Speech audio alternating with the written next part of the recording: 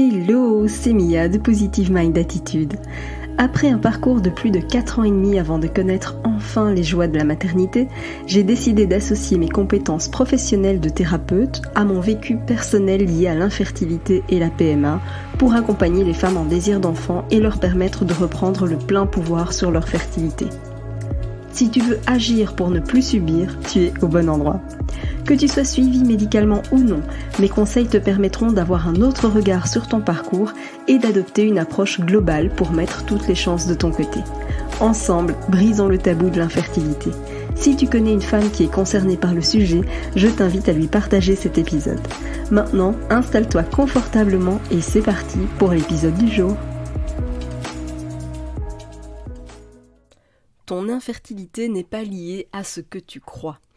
Ce podcast fait écho à un message que j'ai reçu sur Instagram et c'est vrai que c'est un piège hyper fréquent et j'avais justement très envie de te mettre en garde à ce sujet parce que comme le titre de l'épisode l'indique, non, ton infertilité n'est pas forcément liée à ce que tu crois. Avant de t'en dire plus, je voulais juste en profiter pour adresser un remerciement tout particulier à Inès. Mais c'est vrai que je publie régulièrement des messages qui m'ont été adressés que ce soit par mail, sur les réseaux, etc. à propos du podcast parce que ça me touche toujours énormément et parce que je sais que ça fera écho chez beaucoup d'entre vous. Dans son message, Inès me disait « J'ai commencé par écouter tes podcasts il y a quelques semaines et j'y ai tout de suite trouvé énormément de réconfort. De par ton parcours, tu as les mots que les autres n'ont pas car tu sais et tu comprends. Et se sentir comprise, ça fait chaud au cœur, tu ne sais pas à quel point. Enfin si, tu dois savoir. J'aurais voulu t'écouter dès le début de notre parcours PMA, je serais peut-être tombée de moins haut, mais hélas, on ne revient pas en arrière. Je suis déjà contente de pouvoir t'écouter dès maintenant. » Donc un énorme merci à Inès évidemment pour son adorable message. Et puis à toi qui m'écoutes aussi, dis-toi qu'il n'est jamais trop tard et il vaut mieux commencer les écoutes maintenant que jamais. Il n'y a pas de meilleur moment que maintenant. Donc voilà, je sais qu'on ne revient pas en arrière, c'est vrai. Mais en tout cas, dis-toi que si tu commences à le faire dès maintenant, eh bien c'est ça qui compte. Donc on va directement enchaîner donc avec le sujet vraiment qui nous concerne. Je te disais que effectivement, ton infertilité n'est pas liée à ce que tu crois. Et je vais t'expliquer pourquoi. En réalité, l'infertilité, elle est multifactorielle. Peu importe qu'il y ait un diagnostic ou non. Et c'est justement le piège et toute la problématique du diagnostic. Pourquoi je dis ça ? Eh bien parce que quand un diagnostic est posé, on va commencer à mettre tout le focus finalement sur un seul élément, qui est donc cette pathologie. Donc que ce soit, imaginons, un syndrome d'ovaire polykystique, donc le SOPK, que ce soit de l'endométriose, une insuffisance ovarienne. Voilà, je note ici les principales pathologies féminines, mais je pourrais avoir exactement le même discours avec les pathologies masculines. Tu vois, le OATS, etc. Donc c'est juste pour info, ce sont des problématiques liées à la mobilité, à la forme ou au nombre des spermatozoïdes, d'ailleurs, parce qu'on peut cumuler ces différents critères. Donc voilà, à partir du moment où il y a une pathologie qui est diagnostiquée, on va mettre tout le focus dessus, d'accord ? Or, malgré l'identification de cette pathologie, les taux de réussite ne sont pas pour autant meilleurs. En fécondation in vitro, j'entends, ou en insémination, ou enfin voilà, à partir du moment où il y a un processus médical, d'accord ? Pourquoi ? Eh bien tout simplement parce que l'approche, elle est biaisée. Et c'est vraiment une erreur qui est hyper fréquente, et c'est d'ailleurs l'une des principales que j'ai vues cette année. Et je vais faire un petit parallèle, une petite parallèle un peu imagée peut-être, mais que tu pourrais comprendre facilement. Ce parallèle, eh bien, je vais le prendre au niveau de la criminalité. Imaginons que on est une situation, une affaire criminelle, et puis il y a finalement plusieurs facteurs qui identifient l'auteur présumé. À partir du moment où on a l'auteur présumé, eh bien, qu'est-ce qui se passe ? C'est qu'on a une sorte de biais qui s'installe et que tout ce qu'on va commencer à récolter va aller dans le sens de prouver la culpabilité. Et parfois, en fait, on passe du coup à côté de tout un tas de choses, tout un tas d'éléments. Et ça vaut pour n'importe quoi, évidemment. Imaginons que je te dise maintenant, tu commences un suivi médical et je te dis « Ah non, mais ce médecin-là est totalement incompétent. qu'est-ce que tu vas faire? Tu vas commencer inconsciemment à aller rechercher tous les propos, tous les faits et gestes qui vont prouver cette incompétence. À l'inverse, pour la même personne, si je te dis « Oh là là, mais cette personne, elle est juste exceptionnelle », eh bien tu vas là aussi avoir un biais cognitif qui va s'installer et tu vas aller trouver tous les facteurs qui vont prouver la compétence de ce médecin. C'est exactement pareil, hélas, évidemment, avec les pathologies, mais pourquoi? Parce qu'on est humain, évidemment. Que ce soit un biais qu'on ait à propos de quelqu'un qu'on vient de rencontrer, que ce soit l'exemple d'une situation dans la criminalité dont je viens de te parler, tu sais, c'est ce que tu peux voir dans les films, et hélas aussi dans la réalité, malheureusement, mais ça va toucher évidemment énormément de sujets parce qu'on est humain, tout simplement.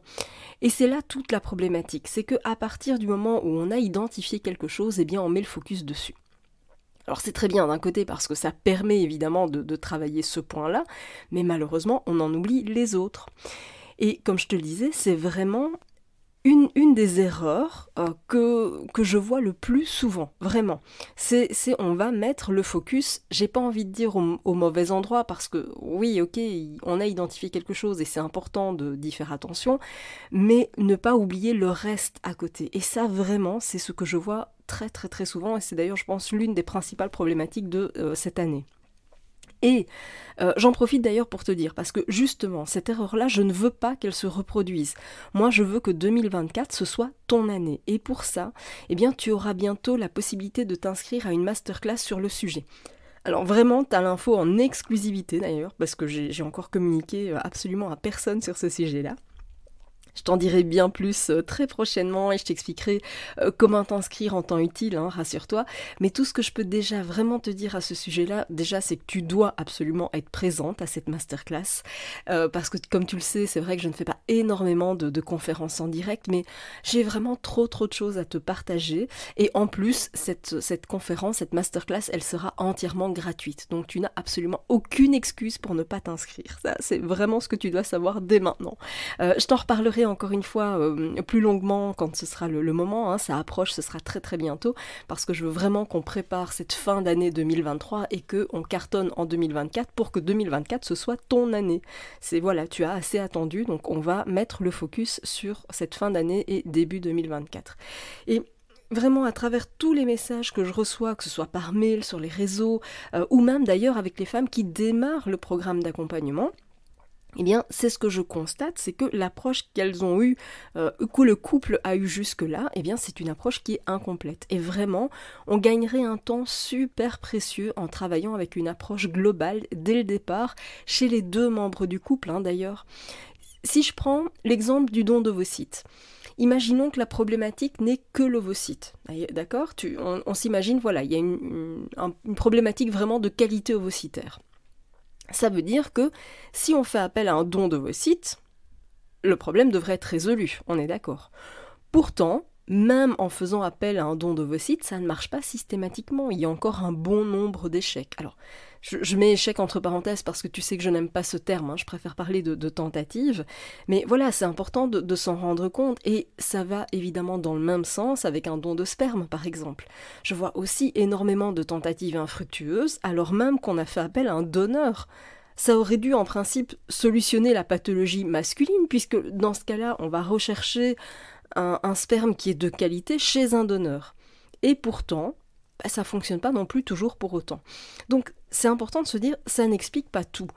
L'infertilité, elle est rarement exclusive, elle est rarement, j'ai envie de dire, monocause, si tu veux. L'infertilité, elle est toujours multifactorielle. On va cumuler parfois des pathologies importantes, parfois des petits dérèglements, mais c'est important de tout prendre en compte. C'est vraiment, tous ces exemples-là, finalement, ça te montre que dans toutes les situations d'infertilité, c'est multifactoriel. Et c'est vraiment indispensable de comprendre ça et de travailler sur les 4 piliers que j'enseigne dans mes accompagnements d'ailleurs. Et franchement, je pense que ce n'est pas pour rien que mon taux de réussite est aussi haut. Hein, donc je rappelle que les taux de réussite de mes programmes d'accompagnement frôlent les 80% de réussite. Et encore, j'ai des difficultés à avoir les statistiques en temps réel parce que, comme tu peux l'imaginer, J'ai certaines femmes qui ne me communiquent pas directement la mise en route de la grossesse, qui ne me communiquent pas tout de suite l'information parce que souvent on s'imagine que c'est trop beau pour être vrai, que le ciel va nous tomber sur la tête et que on va avoir droit à une mauvaise nouvelle. Et souvent du coup j'ai du retard dans les statistiques parce que ça m'est communiqué parfois bien tardivement et très sincèrement j'ai parfois des annonces qui sont faites uniquement au moment de l'accouchement par crainte que quelque chose arrive. Tu sais, bon voilà, on a chacun son niveau de superstition, d'anxiété, etc. Donc voilà, c'est ce qui fait que parfois j'ai un peu de mal à accumuler les statistiques en temps réel, mais je pense vraiment qu'on pourrait même aller au-delà. Et donc c'est important de te dire que c'est cette approche multifactorielle qui va changer la donne, et c'est pas le fait de mettre le doigt sur un seul élément, c'est un ensemble de choses. D'ailleurs, si tu veux connaître plus en détail les 4 piliers, parce que peut-être que c'est le début pour toi de l'écoute de cet épisode de podcast et que tu ne sais pas forcément de quel pilier je parle, eh bien je t'invite à écouter l'épisode numéro 27, les 4 leviers pour doubler tes chances de grossesse. Comme ça, tu sauras exactement de quel pilier, quels sont les piliers auxquels je fais référence. Et j'en profite d'ailleurs pour préciser que, quelle que soit l'origine de la pathologie, qu'elle soit féminine, masculine, l'intégralité du programme peut absolument être suivie en couple, d'accord ? Et c'est exactement la même chose, bien sûr, pour le coaching éclosion, parce que dans le cadre du coaching éclosion, je vais répondre aux questions des 2 membres du couple, d'accord ? Donc si tu es en couple, ça vaut pour vous 2, et c'est pareil pour l'interprétation des analyses, les conseils, etc., ça vaut pour tous les 2. C'est ensemble et maintenant qu'on va préparer l'équipe parentale, d'accord ? Donc je dis toujours, un bébé, ça se fait à 2, à partir du moment où tu es en couple, bien sûr, même si j'accompagne aussi très régulièrement des mamans solo. Mais voilà, c'est important de se dire que, en tout cas quand on est en couple, le programme peut se suivre en couple, et le coaching éclosion, eh bien je réponds aussi aux questions du chéri, bien évidemment. Et ça, très sincèrement, ça me vaut aussi d'incroyables retours parce que ça ouvre des discussions auxquelles on n'aurait peut-être jamais pensé à ça. Et puis aussi, ça ouvre tout un niveau de compréhension de l'autre au sein du couple. Tu sais, même pour un couple déjà soudé, ça permet vraiment de comprendre ce qui se passe d'un côté comme de l'autre, et ça amène vraiment à de très jolis déclics au sein du couple. Donc, ce que je t'invite à faire maintenant, eh bien, c'est de réfléchir à la pathologie, de réfléchir à l'approche multifactorielle qui est indispensable, parce que, encore une fois, comme je te le disais, l'idée n'est pas de se mettre le focus sur une seule et unique voie, mais bien d'ouvrir la voie à tous les possibles et d'aller voir ce qui a déjà été exploré, ce qui ne l'est pas encore, ce qu'il est possible de faire, parce que, comme je te le disais, se focuser sur un seul et unique élément, eh bien, c'est beaucoup trop peu, parce que c'est ce qui amène à des taux finalement aussi faibles de réussite. Si tu as envie d'être accompagné, de savoir quoi faire précisément, eh bien je t'invite à rejoindre maintenant le programme qui te correspond, que ce soit le programme Fertility qui comprend la méthode IM et qui est donc un programme en ligne que tu peux faire en toute autonomie et à ton rythme, ou que ce soit le coaching éclosion bien sûr, où en plus de bénéficier du programme en ligne, eh bien tu as accès à moi, à mes conseils et on peut vraiment travailler ensemble main dans la main parce qu'en plus tu accèdes à une véritable sororité. C'est même pas juste un groupe de soutien, c'est une vraie sororité. Et donc quel que soit ton choix, eh bien tu trouveras le lien dans la description de l'épisode. Et quant à moi, je me ferai un immense plaisir de t'accompagner et de te permettre de doubler tes chances de grossesse. Merci d'avoir écouté cet épisode jusqu'au bout. Si tu veux aller plus loin et bénéficier de plus de conseils, télécharge maintenant mon guide offert sur positivemindattitude.fr. Pour encourager ce podcast, merci de mettre une note et ou un commentaire sur ta plateforme d'écoute. Je te dis à très vite pour un prochain épisode.